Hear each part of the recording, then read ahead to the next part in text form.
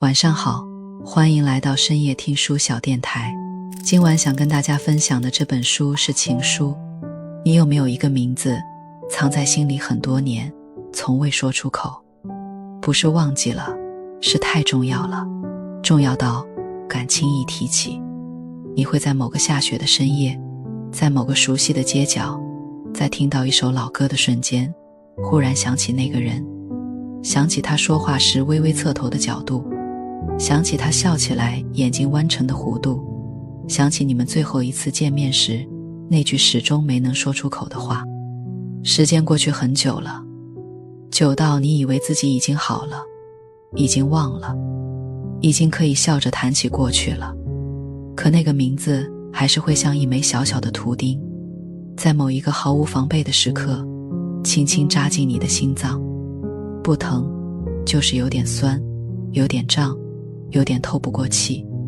今晚我们要读的这本书就是一个关于没来得及说出口的故事。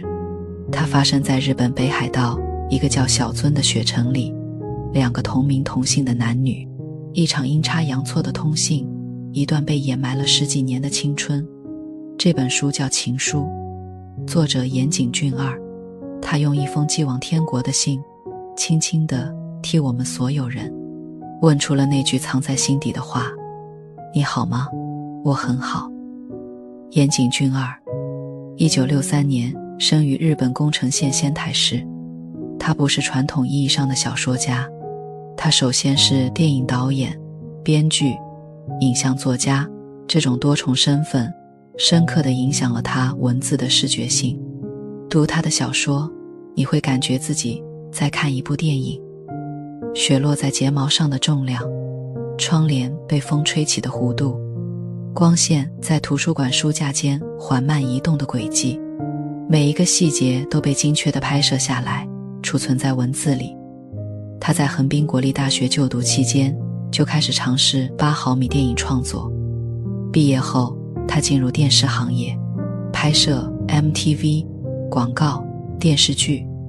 这种经历训练了他对画面和节奏的敏锐感知。1993年，他执导了电视剧《烟花》，以少年视角探讨死亡与告别，初露锋芒。但真正让他声名鹊起的是1995年的电影《情书》。《情书》最初是作为电影剧本创作的，岩井俊二在写完剧本后觉得意犹未尽，又将其扩展成小说。电影和小说几乎同时诞生，互为镜像又各自独立。这部电影在日本引起轰动，随后风靡亚洲，成为日本纯爱电影巅峰之作，也奠定了岩井俊二青春印象大师的地位。但情书的成功远不止于纯爱。岩井俊二在这部作品里埋下了他终身关注的母题：记忆、死亡以及生者如何与逝者共存。他的镜头和笔触始终保持着一种东方式的克制与留白，情感汹涌，却从不大喊大叫；悲伤彻骨，却只用一片雪花、一缕光线来暗示。这种哀而不伤的东方美学，让情书超越了一般爱情故事的浅薄，成为一种关于告别与疗愈的深刻寓言。岩井俊二后来的作品如燕尾蝶、关于莉莉周的一切、花与爱丽丝，延续了他对青春、孤独、成长的探索，风格愈发多元。但情书始终是他作品序列中最柔软也最锋利的那一颗珍珠。它柔软，因为包裹着青春最纯真的悸动；它锋利，因为剖开了生者与死者之间那道无法弥合的缝隙。故事开始于神户，一个下雪的夜晚，那是一场葬礼，藤井树的2周年忌日。参加者已经可以面带微笑地聊天，谈论天气和最近的股票。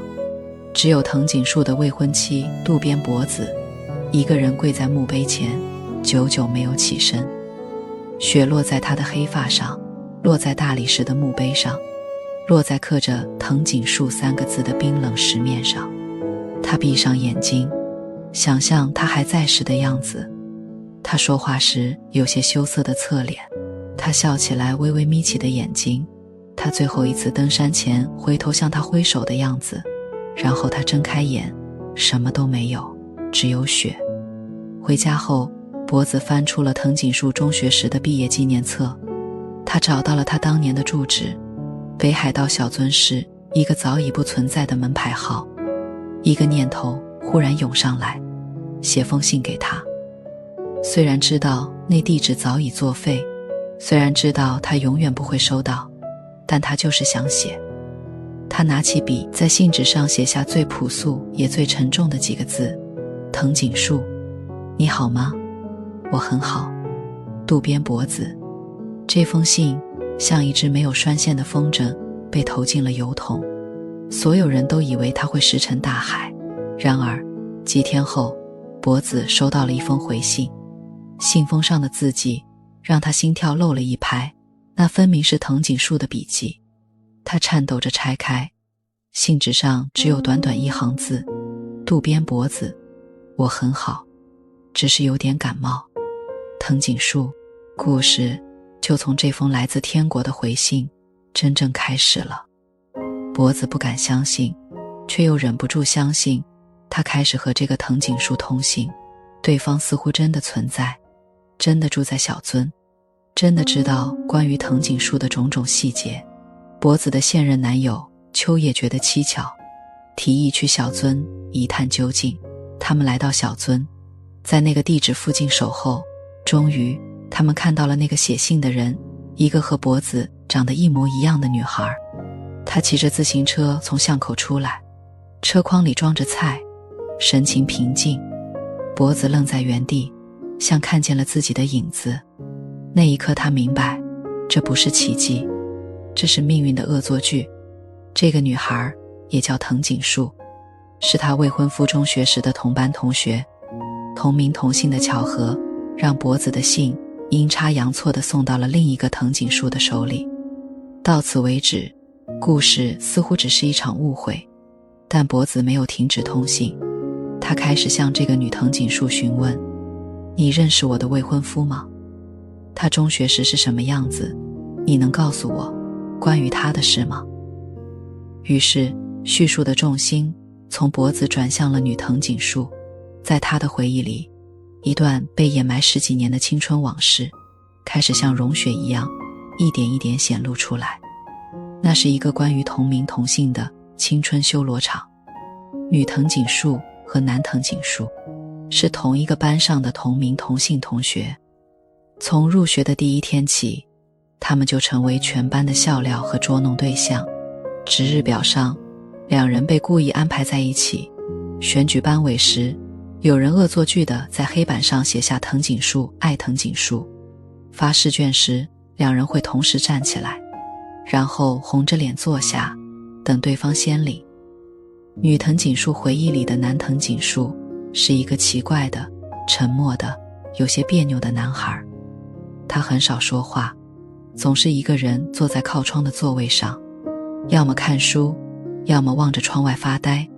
他从不参与班里的吵闹，也从不向捉弄他们的人发火。他只是用一种近乎冷漠的平静把自己包裹起来。但女藤井树记得一些细节，那些细节在当时看来微不足道，如今回想，却像一颗颗被埋在雪里的种子，正在悄悄发芽。图书馆里的藤井树游戏，男藤井树被安排当图书馆管理员。他从不整理书架，从不登记借阅卡，只是站在角落里一本一本地翻书。他最喜欢做的事是在那些几乎没人借阅的冷门书的借书卡上用铅笔写下藤井树3个字。他写了一遍又一遍，写了整整几十张。女藤井树当时觉得他无聊、幼稚、不可理喻。他不知道，他写的到底是自己的名字还是他的名字，英语试卷上的答案。一次考试发卷，女藤井树发现自己拿错了试卷，她手里这张是男藤井树的。她翻到背面，看到一幅画，一个女孩的侧脸，线条简单却非常传神，那是她。她当时很生气，觉得她在拿自己开玩笑。他把试卷揉成一团扔回给他，他什么都没说，只是默默收起来塞进口袋。放学路上的恶作剧，南藤井树有时会在放学路上等他，然后从后面冲上来，把纸袋套在他头上。女孩气急败坏地追打他，他头也不回地跑掉。女孩以为男孩在欺负她，她不知道这是她唯一能想到的和他产生联系的方式。女藤井树的父亲去世那段时间，她请假在家。某天傍晚，有人敲门，打开门是南藤井树，他手里拿着一本书说：“帮我还回图书馆。”他接过书，想问点什么，但男孩已经转身跑掉了。那是女孩最后一次见他。不久后，男孩转学了。那本让他代还的书是普鲁斯特的《追忆似水年华》。在女藤井树的回忆里，这些片段零散、琐碎，毫无逻辑。他一直以为那个同名同姓的男孩只是他青春里一个讨厌的、奇怪的过客。直到很多年后，脖子的信像一把钥匙打开了尘封的记忆抽屉。而在脖子这边，他从女藤井树的回忆里看到了一个他从未见过的藤井树。他认识的藤井树是温柔的、体贴的，偶尔有些羞涩的未婚夫。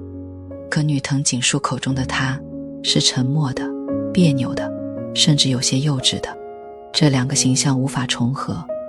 脖子开始意识到，他爱的那个男人心里可能藏着另一个女孩，一个和他长得一模一样的女孩。脖子来到南藤井树遇难的那座山脚下。清晨，雪刚停，天空是淡淡的灰蓝色。他站在雪地里，对着远山一遍一遍地喊：“你好吗？我很好。你好吗？我很好。”喊到嗓子沙哑，喊到眼泪流下来，喊到身边的秋叶悄悄别过脸去。那一刻，他不是在质问，不是在抱怨，而是在告别。他终于承认，他爱过的可能不只是他，但没关系了，真的没关系了。他只要知道，他曾在这个世界上存在过，曾被这样深地爱过，就够了。故事的最后一幕发生在女藤井树身上。脖子把所有的通信信退了回来，说：“这些是你的记忆，应该还给你。”某天，一群中学生来访，他们是图书馆的志愿者，在整理旧书时发现了一本《追忆似水年华》。他们把书递给女藤井树，兴奋地说：“学姐，你看借书卡的后面。”女藤井树翻到背面，那里是南藤井树当年画的那幅画。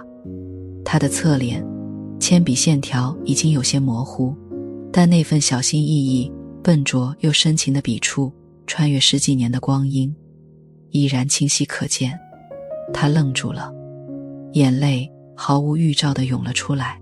他想笑，又想哭。他想对他说点什么，却不知该对谁说。他只能把那幅画贴在胸前，像抱住一个迟到了太久的拥抱。情书全书最动人的场景，不是脖子在雪地里的呼喊，也不是女藤井树在病床上的梦呓，而是最后一刻，那张借书卡背面画像的发现。设想一下那个画面，阳光很好的下午，女藤井树坐在玄关，接过几个叽叽喳喳的中学生递来的旧书。书是普鲁斯特的《追忆似水年华》，他记得是当年那个同名同姓的男孩让他代还的。他随手翻开，抽出那张泛黄的借书卡正面，是他再熟悉不过的，他当年一遍遍写下的名字，藤井树。他以为又是个无聊的玩笑，但一个孩子说，翻过来看看，背面还有东西。他翻过来，时间在那一刻停止了。那是一幅画，铅笔画的，线条简朴，甚至有些笨拙，但任何一个认识他的人都能一眼认出，那是他少女时代的他。齐耳短发，微微低头，侧脸的轮廓，嘴角有一点点向上的弧度。阳光从窗外照进来，正好落在那幅画上。铅笔线条已经有些模糊，但那份专注，那份深情，那份小心翼翼又不敢靠近的忐忑，穿过10几年的光阴，穿过生死的界限，就这样毫无防备地撞进了他的眼睛。他愣在那里，手开始颤抖。他想笑，原来男孩画的不是别人，是他。他想哭，可男孩已经不在了。他想说点什么，可该对谁说呢？那几个中学生还在叽叽喳喳，问他画的是谁，问他是不是认识这个藤井树。他听不见，他只听见自己的心跳，咚咚咚，像那年放学后他追在他身后跑过的那条长长的坡道。眼泪一滴2滴落在借书卡上，他慌忙用手去擦，却越擦越多。他终于知道，那个总是不说话，总是躲在角落，总是做一些奇怪事的男孩，曾经用这样笨拙的方式喜欢过他。他终于知道，那几十张写满藤井树的借书卡，写的不是男孩自己的名字，是他的名字。他终于知道，那天傍晚男孩来敲门让他还书，是转学前最后一次想见他的借口。可是太迟了，太迟了。这个场景没有任何激烈的戏剧冲突，没有一句对白，甚至没有音乐，但它击中了每个人心底最柔软的地方，因为它触动了我们共同的遗憾，那些没来得及说出口的话，那些没来得及回应的心意，那些当时只道是寻常，回头已是100年深的瞬间。女藤井树的眼泪不是悲伤，是怅惘，不是因为她死了，而是因为女孩终于懂了，懂了当年那些奇怪举动的含义，懂了那张英语试卷背后的话，懂了为什么她总是躲在图书馆的角落，懂了为什么那天傍晚她来敲门时眼神那样复杂。但这份懂来得太晚了，晚到女孩已经没有机会告诉她，我知道了，我明白了，谢谢你的喜欢。晚到她只能抱着这张借书卡，一个人在玄关，对着午后的阳光无声地流泪。这一幕的余味就像初雪落在舌尖，然后化开，留下一丝若有若无的甜和更深的凉。它让我们看到，有些爱不需要结果，不需要回应，甚至不需要被知道，它只是存在过，在那个少年的心里，在那张借书卡背面，在那段被大雪覆盖的青春里，而知道的那一刻就是永远。女藤井树终于知道，她曾被那样小心翼翼地爱过，这份知道本身就是一种抵达，一种跨越生死的重逢。情书被无数人当作纯爱经典来阅读，但如果只读到爱情，就辜负了岩井俊二深埋其中的哲学追问。他借着2个藤井树，一个渡边博子，探讨的是几个关于记忆、时间与存在的根本命题。第一，关于记忆的不可靠性与神圣性。女藤井树的回忆是全书的主体，但她的回忆可靠吗？那些片段经过10几年的过滤，早已不再是客观事实，而是被时间重新剪辑过的主观叙事。他记得南藤井树的沉默，奇怪，爱恶作剧，却记不得那些细节背后可能的情谊。这不是他粗心，是记忆的本性。我们只能记住自己当时能理解的部分，超越理解能力的会被自动屏蔽，沉入潜意识的深海，直到博子的信像声呐一样把这些沉睡的碎片重新激活。女藤井树开始拼凑、解读，重新认识自己的青春。这个过程就是记忆的复活，它不是简单的回放，而是一次全新的创造。他终于在10几年后读懂了当年那些密码。这提醒我们，记忆不是一成不变的档案，它是活的，会随着我们阅历的增长，心智的成熟，不断被重写，被深化。我们以为忘记的，其实只是等待被重新理解的。第二，关于替身之爱的伦理困境与超越。